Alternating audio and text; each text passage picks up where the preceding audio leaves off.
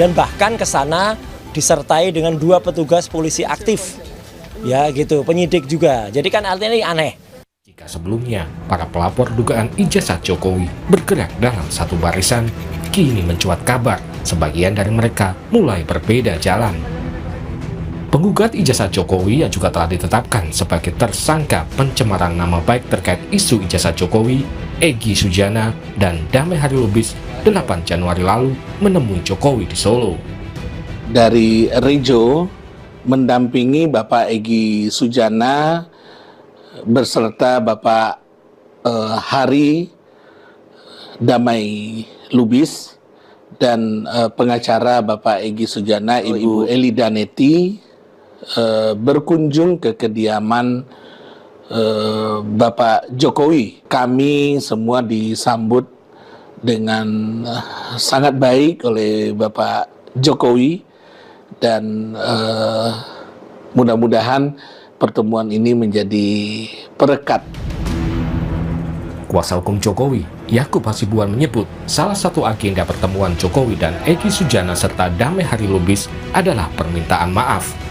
Menurut Yakub, Jokowi memaafkan, namun soal penghentian proses hukum masih perlu dibahas lebih lanjut. Ada permintaan maaf dari mereka nggak sih Mas ke Pak Jokowi? Salah satu. Itu salah satu agendanya. Tapi responnya Bapak? tentunya Pak Jokowi juga memaafkan ya, tentunya. Karena itu salah satu agendanya. Tapi secara umum, ya detailnya nantilah. Kita lihat progresnya. Untuk kedua tersangka, apakah akan menghentikan proses hukumnya atau tetap lanjut? Itu juga salah satu hal yang masih perlu nanti kita lihat ke depannya dan kita diskusikan.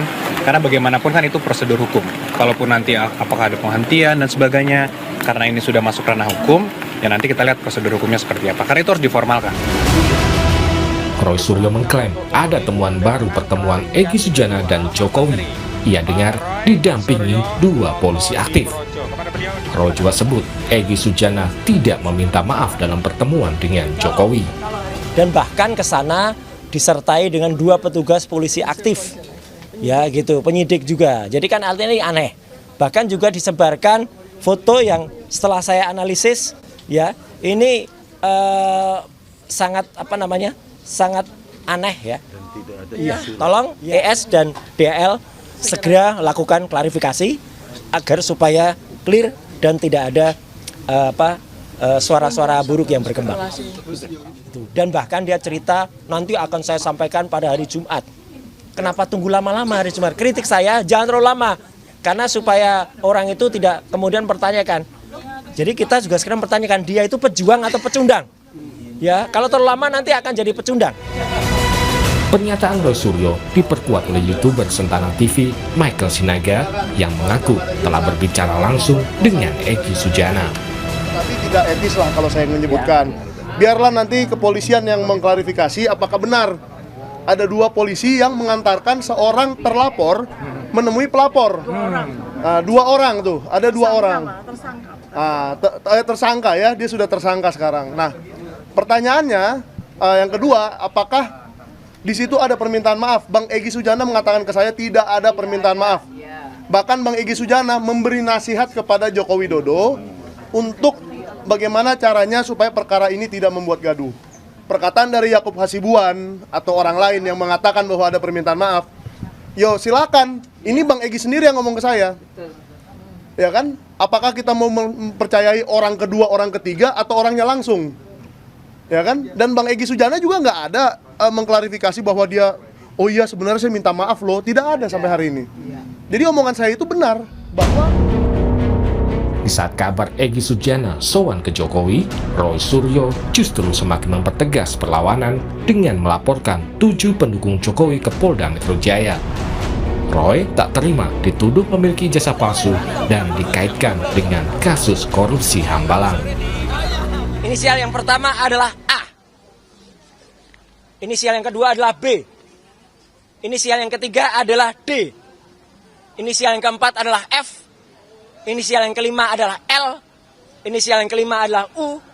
Dan inisial yang keenam adalah U. Dan inisial yang ketujuh adalah V. Jadi memang ada 2 klaster.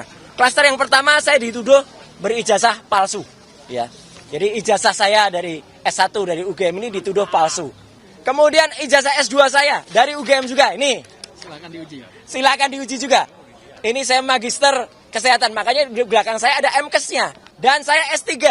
Kenapa saya perlu tulis S3? S3 inilah saya memutuskan untuk mengundurkan diri dari partai karena saya sekolah menempuh S3 ini.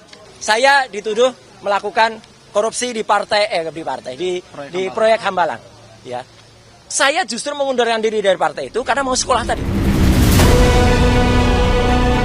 Kasus ijazah Jokowi juga meluas ke ranah kepartaian. Partai Demokrat merasa difitnah oleh akun-akun media sosial yang menuding SBY atau Partai Biru sebagai aktor intelektual di balik gerakan isu ijazah palsu. Demokrat melayangkan somasi ke akun-akun media sosial tersebut. Sementara itu, politisi PSI Ade Armando menilai somasi yang dilakukan Partai Demokrat yang diikuti pelaporan Roy Suryo terhadap pendukung Jokowi justru makin menguatkan dugaan Demokrat berjalan bersama Roy Suryo untuk menyerang Jokowi. Sementara Demokrat tegas menyatakan SBY dan Partai Demokrat tidak terlibat dalam isu ijazah Jokowi. Partai Demokrat pantas malu, dan apa yang dilakukan Partai Demokrat ini justru memperkuat dugaan bahwa sebenarnya di belakang atau bersama-sama dengan Roy Suryo, yang ingat Roy Suryo adalah mantan wakil ketua umum Partai Demokrat. Apa yang dilakukan ini oleh Demokrat sekarang menunjukkan bahwa Partai Demokrat kelihatannya memang berjalan bersama Roy Suryo dalam rangka menjatuhkan integritas, popularitas Pak Jokowi. Pak SBY tidak terlibat dan tidak pernah berada di balik isu ijazah Pak Jokowi.